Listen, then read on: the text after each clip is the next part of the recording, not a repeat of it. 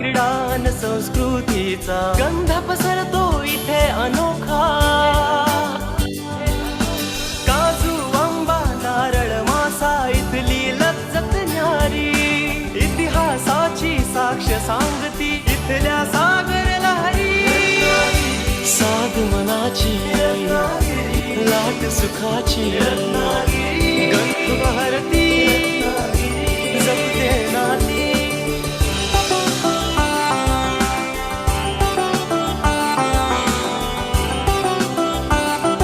ही भूमी नररत्नांची, ही माती रसिक मनांची, गाथा ही थोर शिवबाची, करुणामय संत जनांची।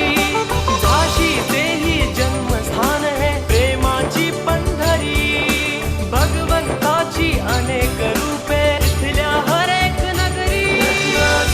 साध मनाची लाट सुखाची गंध बहरती जपते नाती।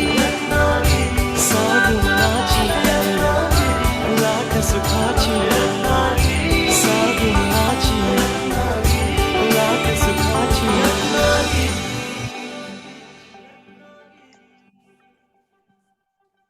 नमस्कार, मी शीतल मोहिते तुम्हा सर्वांचं या वेबिनार मध्ये स्वागत करते। या कोरोनाच्या कठीण परिस्थितीमध्ये तुम्ही तुमची व तुमच्या कुटुंबाची चांगली काळजी घेत असाल अशी मी अपेक्षा करते। वेबिनार सुरू होण्यापूर्वी आपले इंटरनेट कनेक्शन चेक करा, सोबत एक वही, पेन आणि पाण्याची बॉटल घेऊन बसा। MCL मुंबई अंतर्गत Subhadra green revolution private limited व Ratnagiri Gram Vikas producer company limited यांच्या माध्यमातून रत्नागिरी तालुक्यामध्ये बायो CNG PNG म्हणजेच जैव इंधन निर्मिती प्रकल्प सुरू होत आहे। या प्रकल्पामध्ये आपण कसे सहभागी होऊ शकता, आपला फायदा काय, आपण रत्नागिरी तालुका सुजलाम सुफलाम कसा बनवू शकतो हे समजून घेण्यासाठी आजचा हा वेबिनार। चला तर मग आपल्या तालुक्यामध्ये होणाऱ्या या प्रकल्पाचा आपण व्हिडिओ पाहूया। मॅडम प्लीज व्हिडिओ शेअर करा। सर प्लीज व्हिडिओ शेअर करा।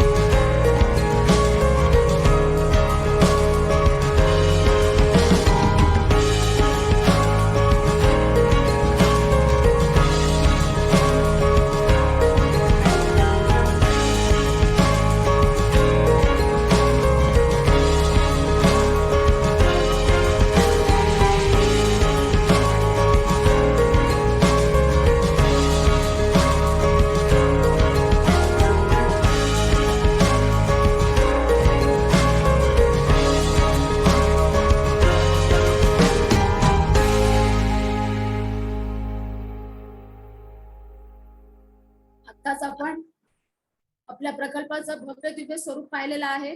आता आपण MCL ची शपथ वाचणार आहोत. ते तुम्ही तुमच्या मनात वाचा. मॅडम प्लीज स्क्रीन शेअर करा.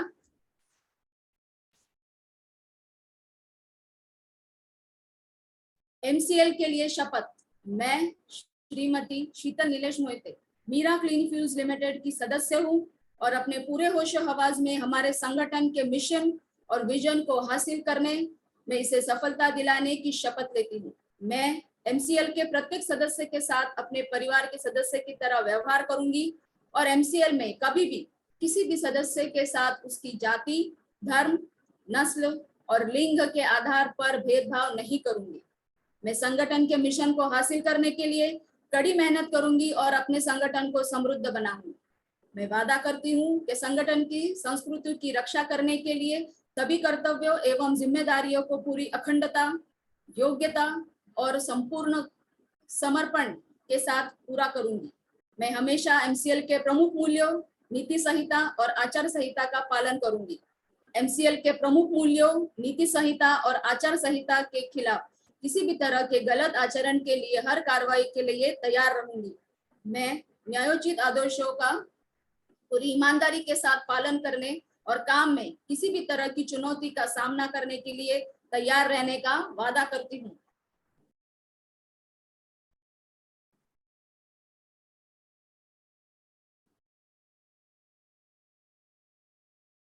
MCL विजन 2030 तक भारत को ईंधन के क्षेत्र में आत्मनिर्भर बनाना.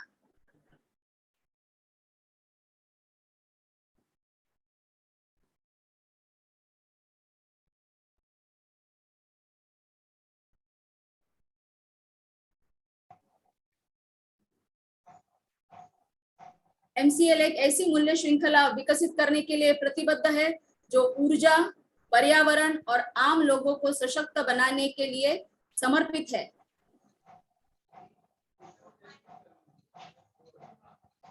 बुनियादी मूल्य. नवाचार. कुछ नया करना है तो पुराने तौर तरीकों से काम करना बंद करें.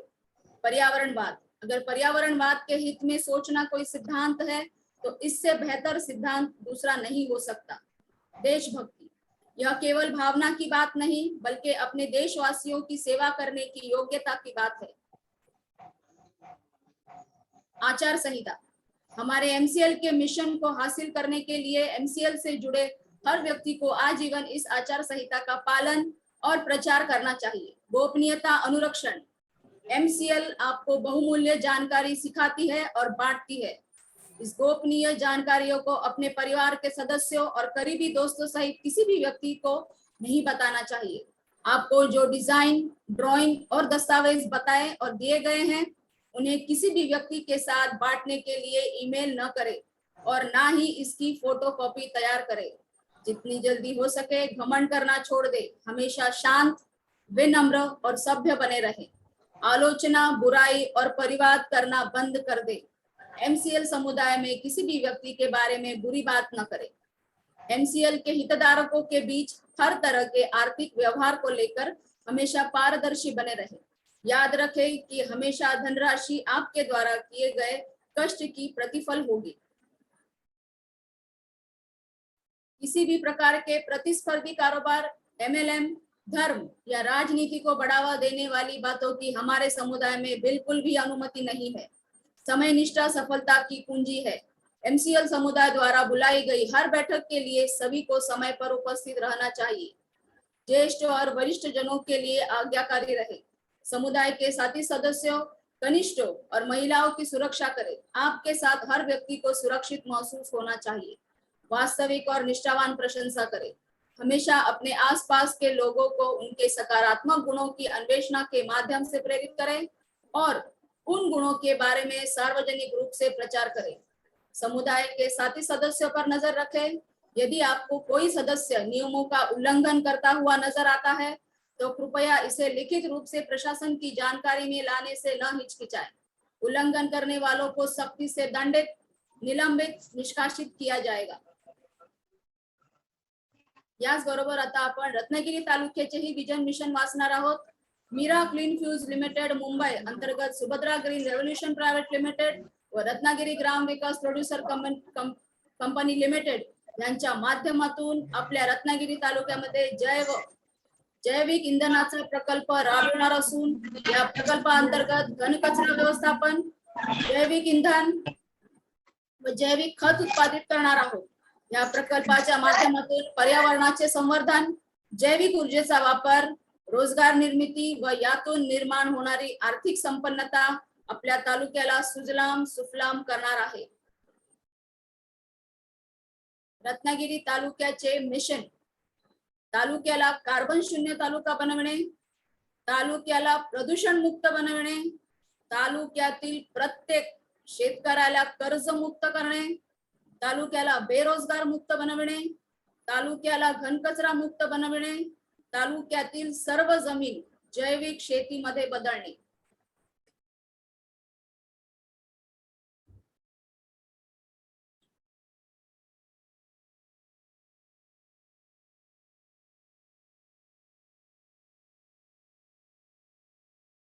रत्नागिरी ग्राम विकास प्रोड्युसर कंपनी लिमिटेडचे ब्रीद वाक्य आहे, शेती करूया विज्ञानाच्या जोडीने, ग्राम विकास करूया एकीने.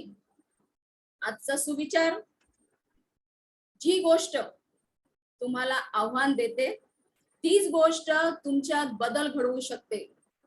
आणि हेच आपलं कंपनीचं बोलणं आहे. त्याचबरोबर आता आपण शेतकऱ्यांना कसं बळकट करणार आहोत, आपण कसं काम करणार आहोत हे समजून घेण्यासाठी मी आमंत्रित करते रत्नागिरी ग्राम विकास प्रोड्युसर कंपनी लिमिटेडचे सेक्रेटरी श्री सुएज कांबळे सर यांना.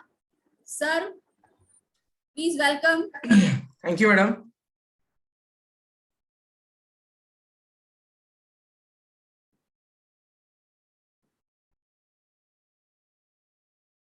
बोला सर, ऐकू येतंय? एक second madam.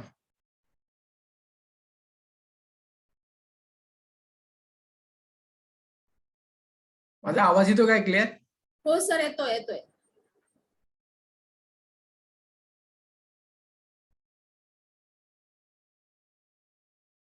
Thank you Sheetal madam.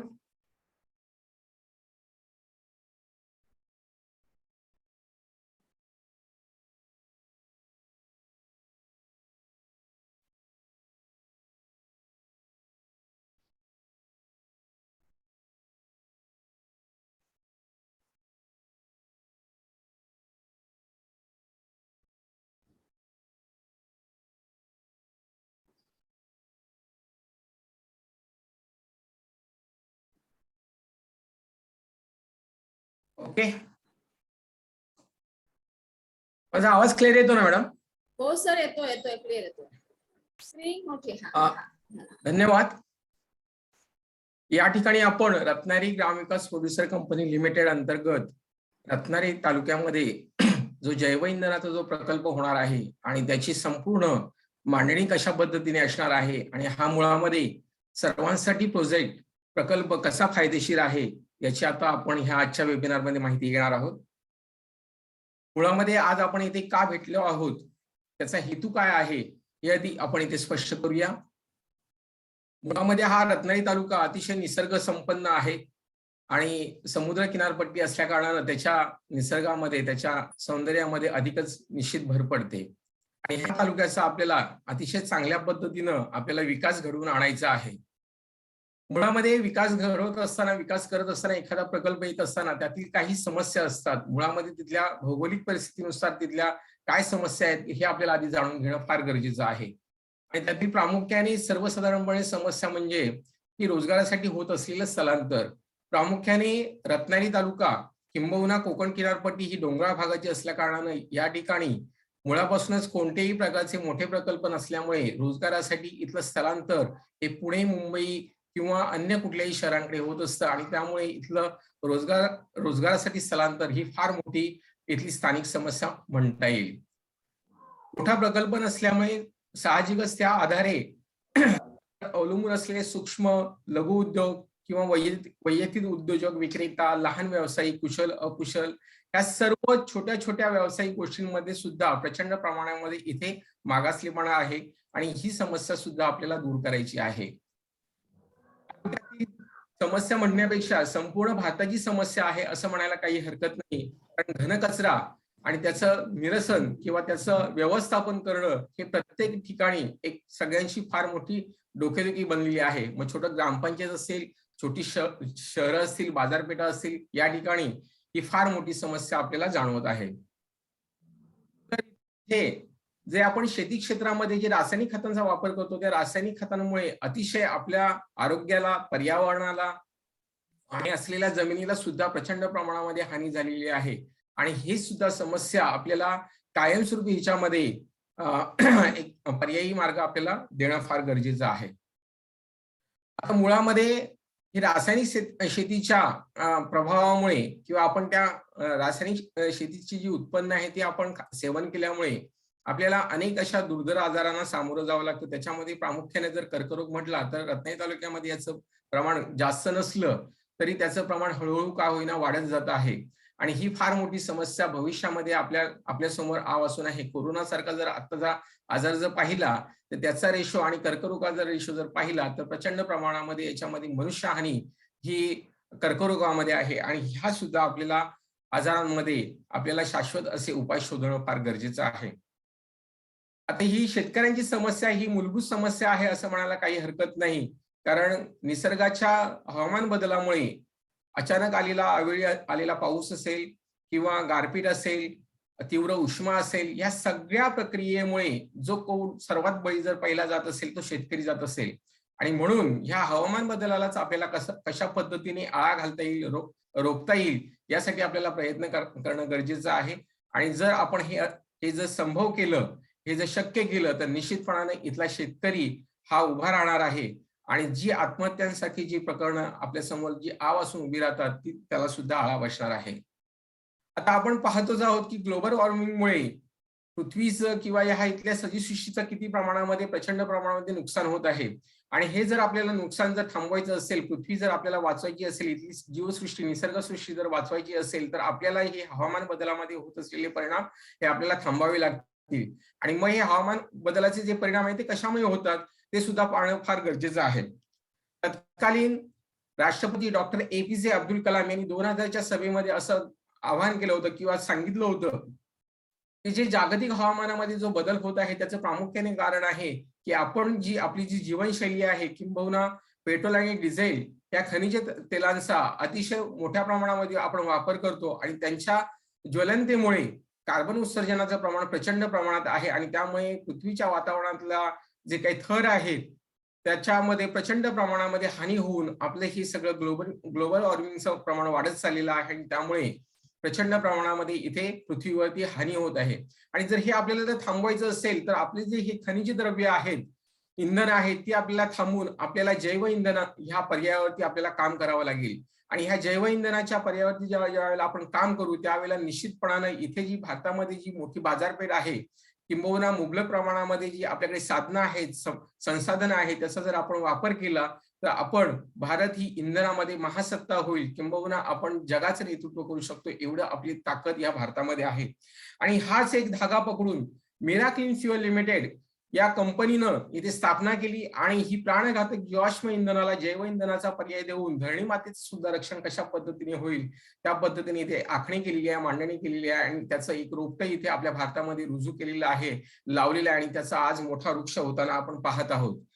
मुळातच या ठिकाणी MCLचं प्रेरणास्थान म्हणून डॉक्टर APJ अब्दुल कलाम आहेतच.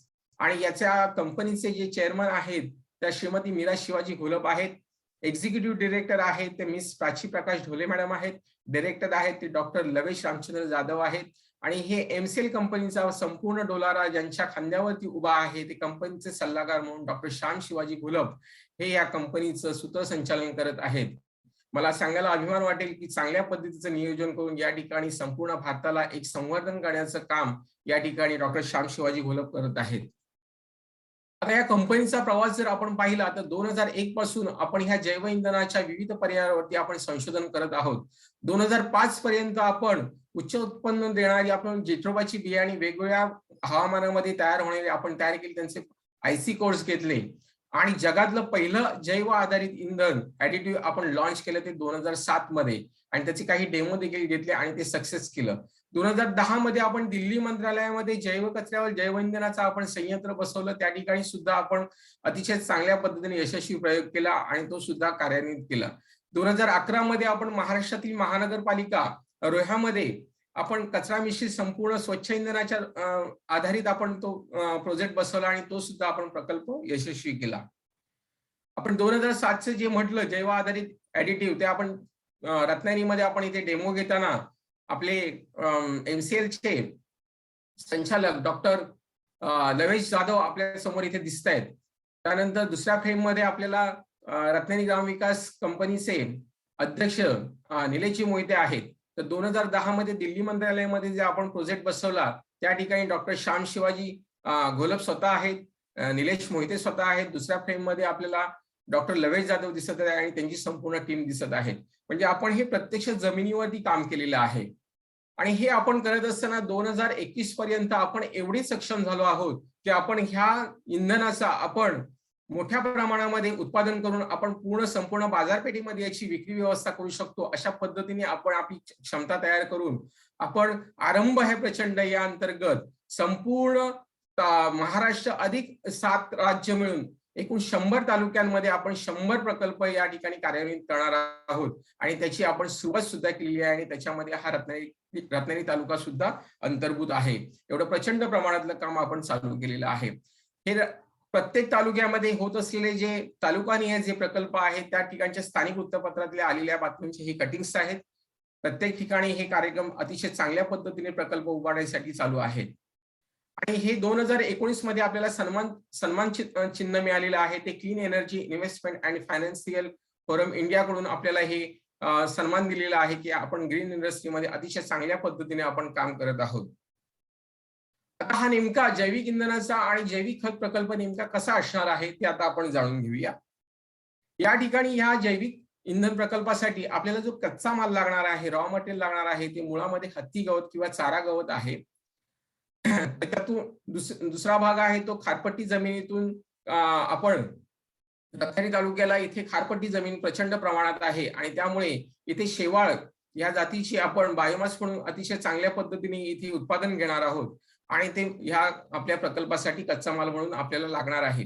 त्यानंतर घनकचरा जो तिसरा प्रकार आहे तो घनकचरा आहे. या घनकचऱ्यामध्ये कोणत्याही प्रकारचा कचरा, मग तो घरातील कचरा असेल, परसबागेतील कचरा असेल, आंबा असेल, काजू बाग असेल, या सगळ्या बागेमधला पालापाचोळा, गवत असेल, हा सगळ्या प्रकारचा घनकचरा आपल्याला या ठिकाणी अंतर्भूत आहे किंवा चालणार आहे. म्हणजे हत्ती गवत आहे, खारपट्टी जमिनीतलं आपण शेवाळ घेणार आहोत आणि घनकचरा घेणार आहोत. एवढ्या मोठ्या प्रमाणामध्ये आपल्याला लागणारा हा कच्चा माल असणार आहे. आता मुळामध्ये ही सगळी प्रक्रिया आहे ती कशी आहे, नेमकं कारखान्याची जी यंत्रणा आहे ती कशी चालणार आहे तर आपण समजून घेऊया. आपण आजपर्यंत पारंपरिक बायोगॅस हे प्रकल्प आपण पाहिलेले आहे. शासकीय माध्यमातून आपण धोरणातून ते चालू आहेत, परंतु त्याचं मोठ्या प्रमाणामध्ये उत्पादन नसल्यामुळे ते लोकांमध्ये त्याचा प्रचार आणि प्रसार झालेला नाहीये. मुळामध्ये हे जे प्रकल्प होते बायोगॅसचे हे 30% जमिनीच्या वरती तर 70% जमिनीच्या आतमध्ये अशा प्रकारे त्यांची जी रचना होती ती होती आणि मानवी शरीर पचन प्रक्रियेप्रमाणे यांची जी रचना असल्यामुळे त्याचं जे आउटपुट होतं, जे इंधन निर्मितीची क्षमता होती ती फार कमी प्रमाणात होती. आपण ह्या नवीन टेक्नॉलॉजीमध्ये आपण आता मोठा एक बदल केलेला आहे, तो म्हणजे गायीची जशी रवंत प्रक्रिया आहे जी 4 स्टेजमध्ये चालते त्याच पद्धतीने आपण इथे जमिनीच्या वरती 4 विहिरी आपण तयार केलेल्या आहेत आणि याच्यामध्ये टेक्निकल बाजू त्याच्यामध्ये ऍड करून आपण चांगल्या पद्धतीने उत्पादन कसं मिळेल यासाठी आपण इथे प्रयत्न करणार आहोत. त्याच्यामध्ये ह्या उत्पादनामध्ये कोणकोणते वायू मिळणार आहेत त्याची इथे वर्गवारी केलेली आहे. मिथेन आहे, कार्बन डायऑक्साईड आहे, हायड्रोजन आहे, नायट्रोजन, अशा पद्धतीने वेगवेगळ्या प्रकारची इथे बायोगॅस आहेत आणि त्याच्यामध्ये प्रामुख्यानं 3 इथे बायोगॅस जे आपल्याला मिळणार आहेत. मुख्यत्वे जे कारखान्यातून जे उत्पादित होणारी जी मुख्य उत्पादन आहे त्याच्यामध्ये मिथेन आहे मोठ्या प्रमाणामध्ये, कार्बन डायऑक्साईड आहे आणि जैविक खत आहे. आता ह्या तिन्ही प्रकारांचा, तिन्ही उत्पादनांचा कोणकोणत्या ठिकाणी उपयोग होणार आहे, त्यांची बाजारपेठ कोणकोणत्या ठिकाणी आहे आणि त्याचं उत्पादनातून मिळणारा पैसा किती प्रमाणात आहे हे सुद्धा आपल्याला पाहणं फार गरजेचं आहे. आता याच्यामध्ये पहिला जर स्टेज आपण घेतला तर मिथेन जो वायू निघणार आहे त्याचा आपण उपयोग कुठे कुठे करणार आहोत ते आपण पाहूया. तर यामध्ये जी आता प्रचलित जी वाहनं आहेत त्या सगळ्या वाहनामध्ये, मग टू व्हीलर पासून अगदी 10 चाकी 12 चाकी टायर पर्यंत आपण या सीएनजी म्हणून आपण याचा वापर करणार आहोत वाहतुकीसाठी.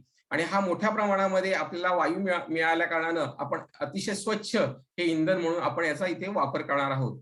त्याचप्रमाणे दुसरा आपण घरगुती गॅस म्हणून याचा सुद्धा आपण वापर करणार आहोत, जे मोठ्या प्रमाणामध्ये याची खपत आहे.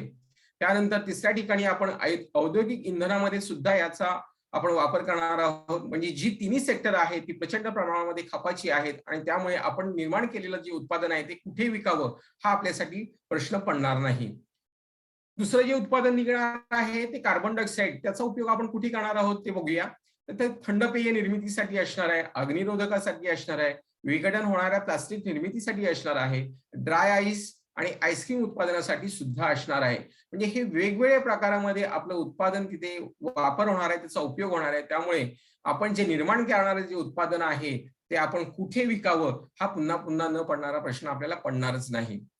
त्यानंतर तिसरा जो सेक्टर आहे जे उत्पादन निघणार आहे ते जैविक खत आहे. आणि हे एवढ्या मोठ्या प्रमाणामध्ये आपल्याला मिळणार आहे की त्याची जी हे आहे क्वालिटी आहे ती प्रचंड प्रमाणामध्ये चांगली असल्या कारणाने ती 100% हे ऑर्गॅनिक खत आहे.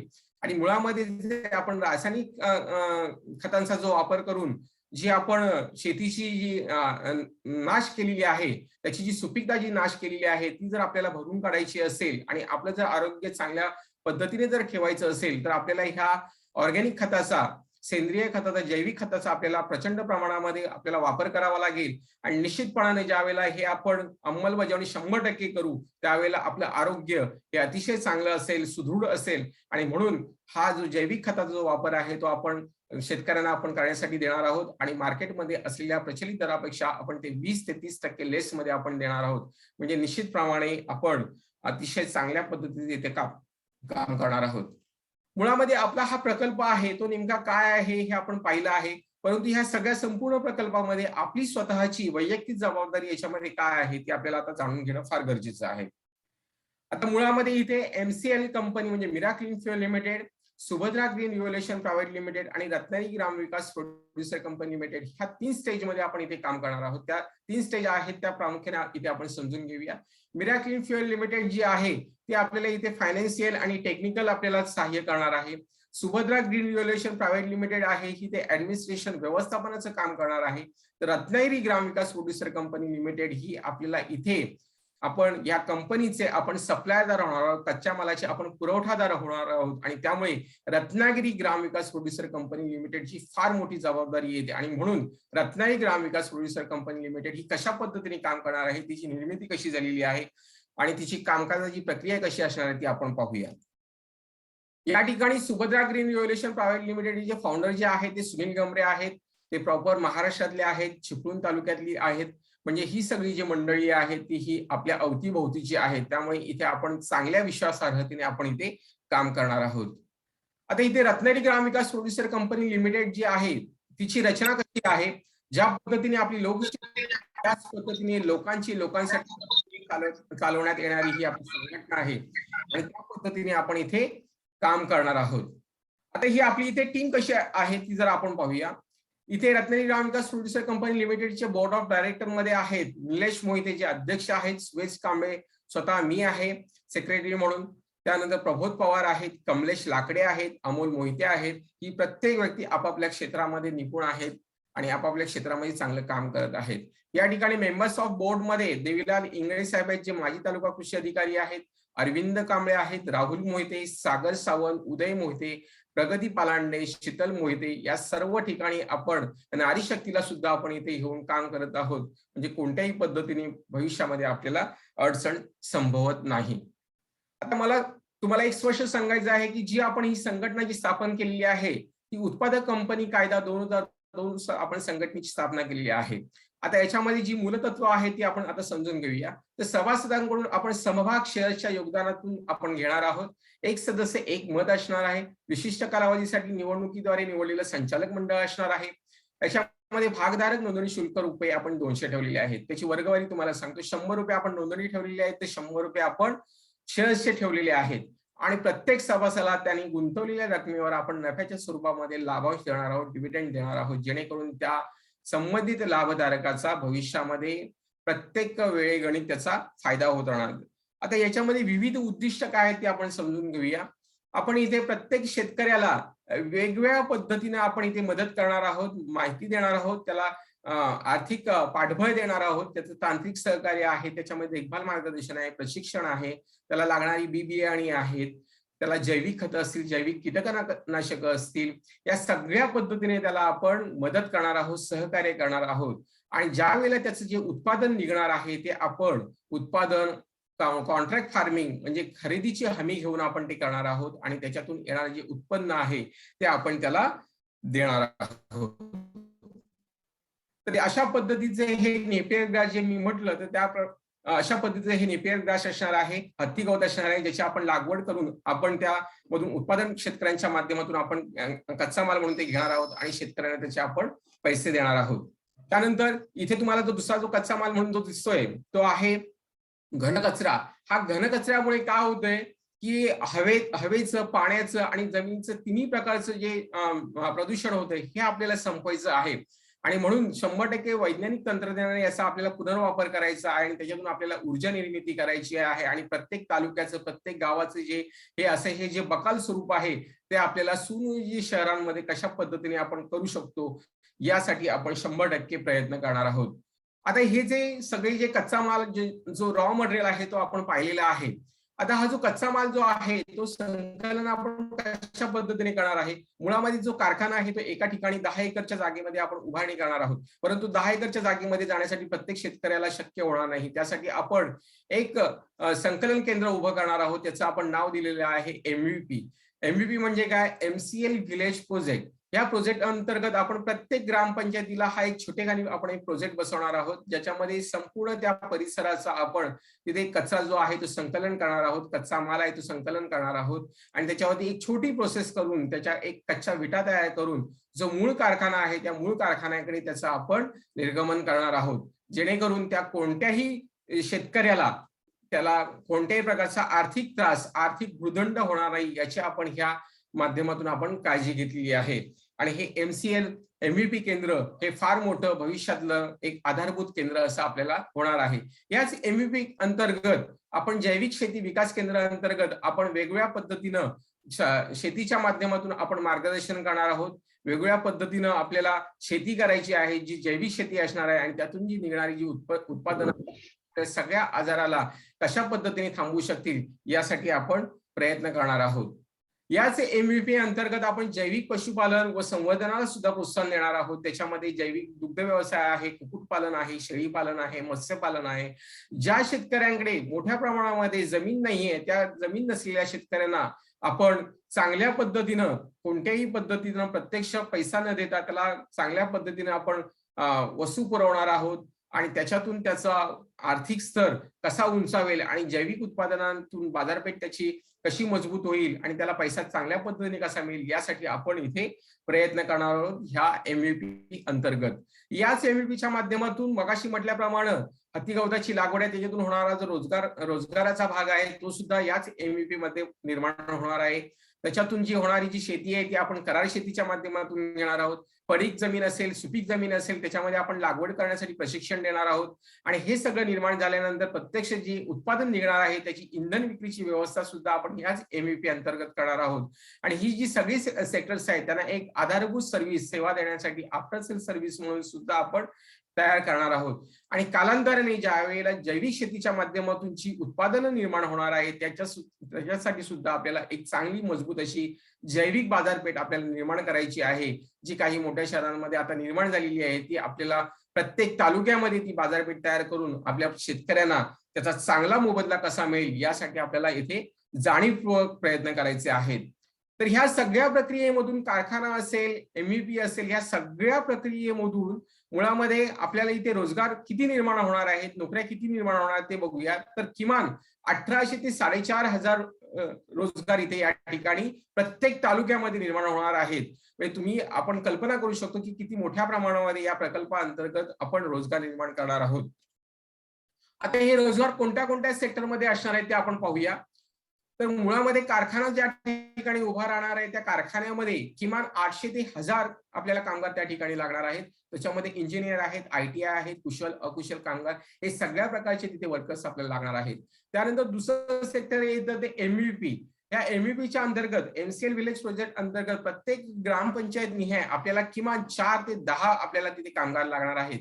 रत्नागिरी तालुक्यामध्ये 94 ग्रामपंचायती आहेत आणि जर 94 ग्रामपंचायतीचं जर आपण कॅल्क्युलेशन केलं तर प्रत्यक्ष आणि अप्रत्यक्ष किमान आपल्याला एका ग्रामपंचायतीमध्ये 4 ते 10 जर वर्कर जर म्हटले तर किमान 400 ते 1000 कामगार या MVP अंतर्गत आपल्याला लागणार आहेत. त्यानंतर या कच्च्या मालाची ने-आण करण्यासाठी आपल्याला वाहतूक व्यवस्था लागणार आहे आणि त्यासाठी सुद्धा तिथे आपल्याला वाहनं अधिक कामगार वर्ग अशी सुद्धा आपल्याला तिथे मंडळी लागणार आहेत आणि तिथून सुद्धा आपल्याला 100 पेक्षा जास्त तिथे कामगार वर्ग आपल्याला अपेक्षित आहे.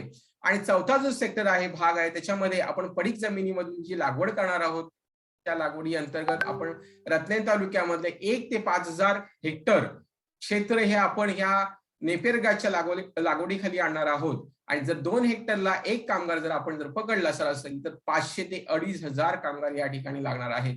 म्हणजे मुळामध्ये किती मोठ्या प्रमाणामध्ये, प्रचंड प्रमाणामध्ये आपल्याला इथे या प्रकल्पाच्या माध्यमातून आपण रोजगार निर्माण करणार आहोत. आणि अर्थात हा रोजगार तिथल्या स्थानिक लोकांना असल्यामुळे त्यांची स्वतःची मजबूतीकरण त्यांचं होणार आहे. आणि म्हणूनच शेतकऱ्यांचं हे आर्थिक सबलीकरणाचं एक मोठा असा ध्येय आणि उद्देश घेऊन आपण चालत आहोत.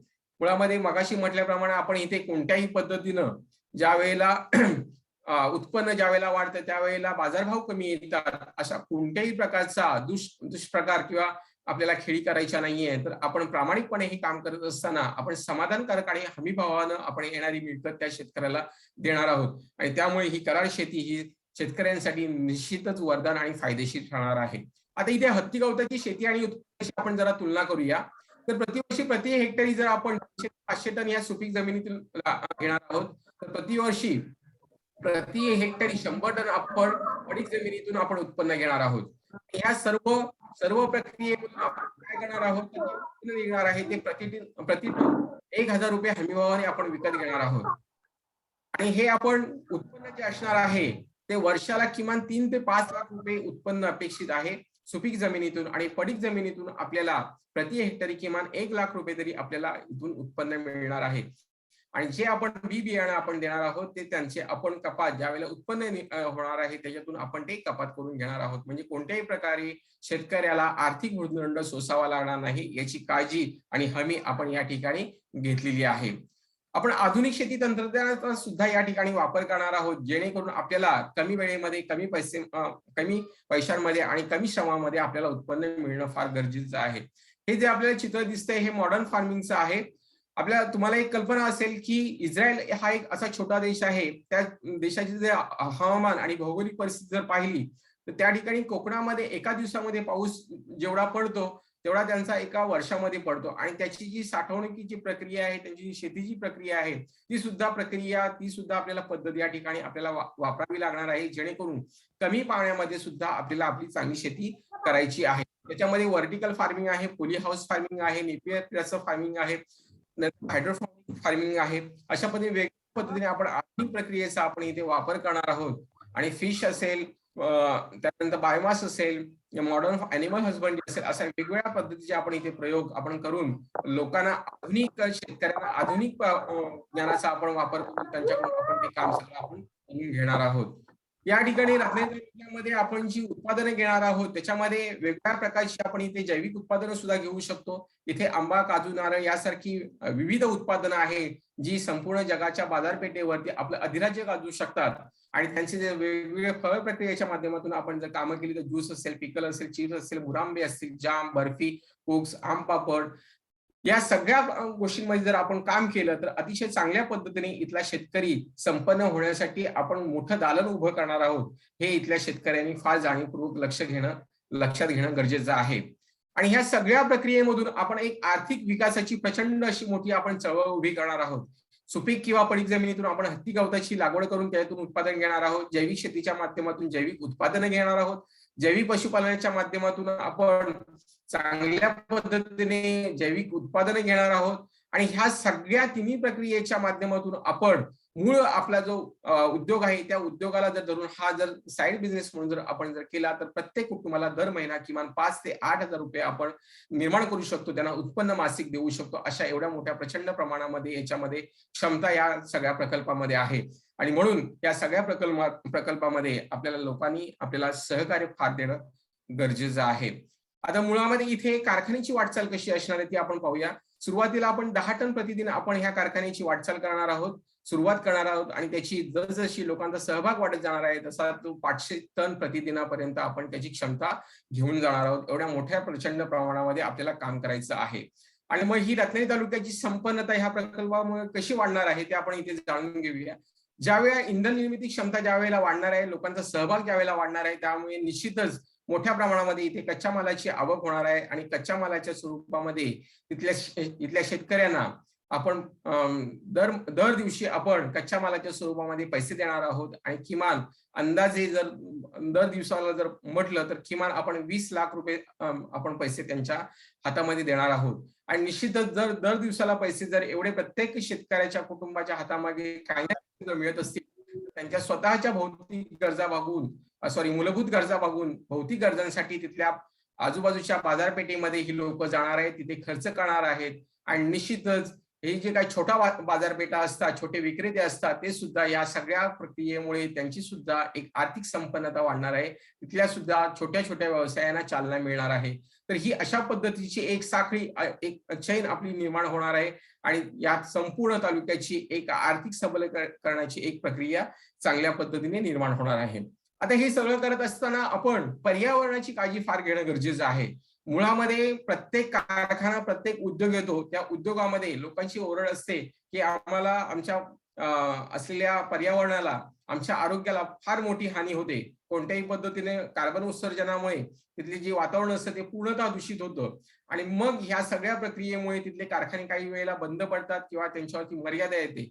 मुळामध्ये आपला हा जो कारखाना आहे, हा जो आपला प्रकल्प आहे, तोच मुळामध्ये पर्यावरणाशी सुसंगत असल्या कारणानं या ठिकाणी कोणत्याही पद्धतीनं आपण कार्बन उत्सर्जन होणार नाहीये. आणि मग जर कार्बन उत्सर्जन होणार नसेल तर अर्थातच पर्यावरणाची काळजी ऑटोमॅटिकली घेतली जाणार आहे. आणि म्हणून या सगळ्या प्रक्रियेमध्ये आपल्याला साथ यासाठी द्यायची आहे कारण आपण एक चांगला सुसंगत असा, पर्यावरणाला पूरक असा आपण प्रकल्प आणत आहोत. आणि ज्याच्यामध्ये आपण पर्यावरणाची, आपण संपूर्ण सजीव सृष्टीची, मानव सृष्टीची आपण याच्यामध्ये काळजी घेत आहोत. आणि म्हणून हा प्रकल्प आपल्याला सर्व अंगाने आपल्याला फायदेशीर असाच आहे.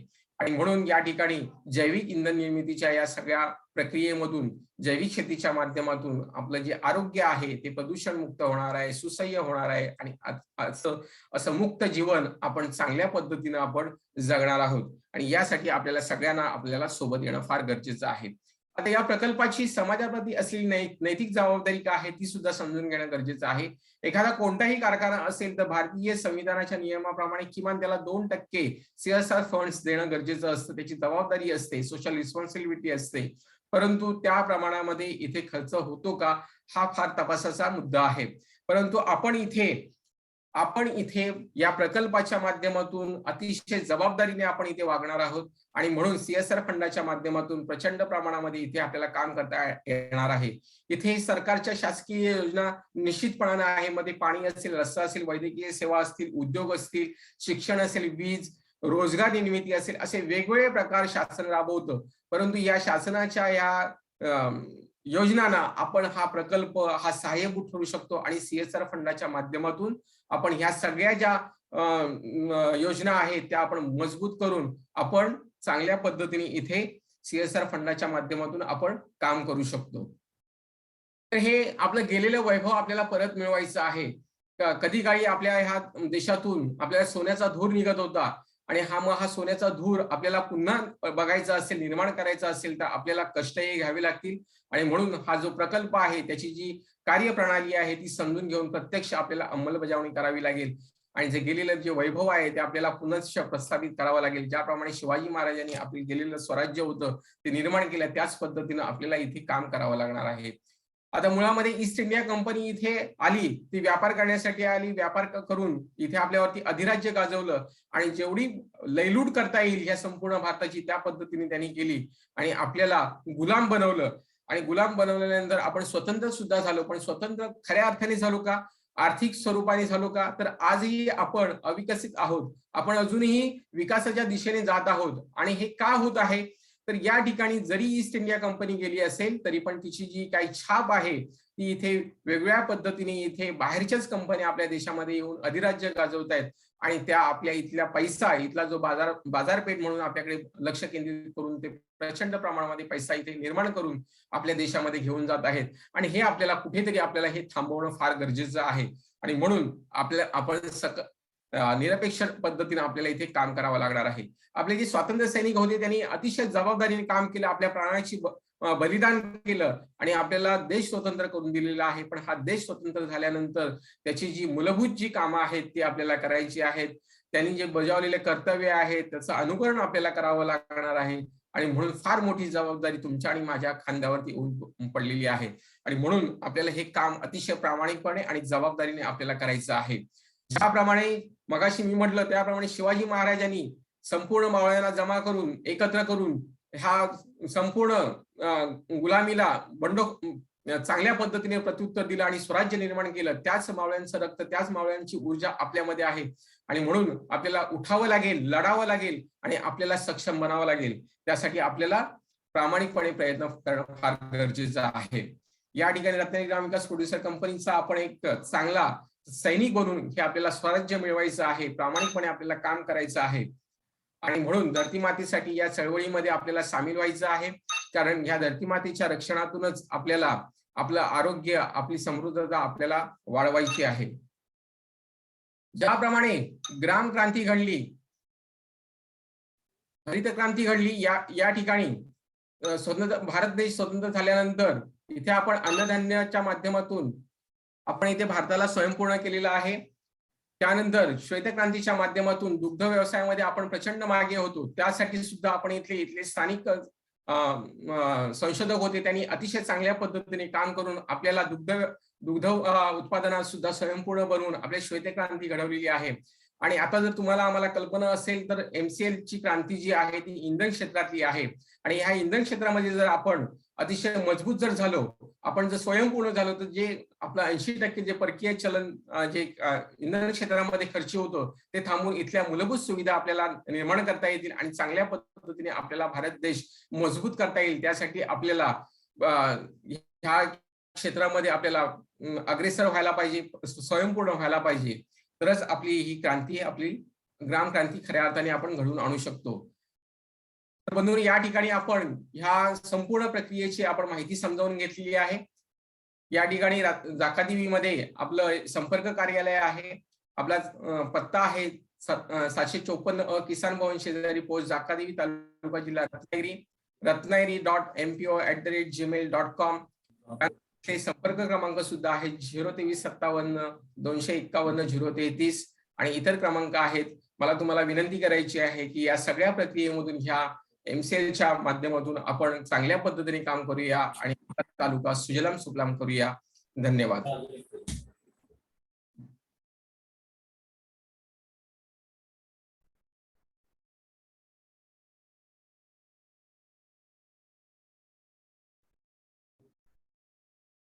सर, तुम्ही खूप चांगल्या पद्धतीने आम्हाला प्रकल्पाची माहिती दिली. प्रत्येक वेळेसच या वेबिनार मध्ये प्रकल्पाची खूप चांगलीपैकी माहिती दिली जाते. तुम्ही तेच केलात आज. आणि आता मी सर्व मान्यवरांचे जे इथे उपस्थित आहेत त्यांचे आभार व्यक्त करते.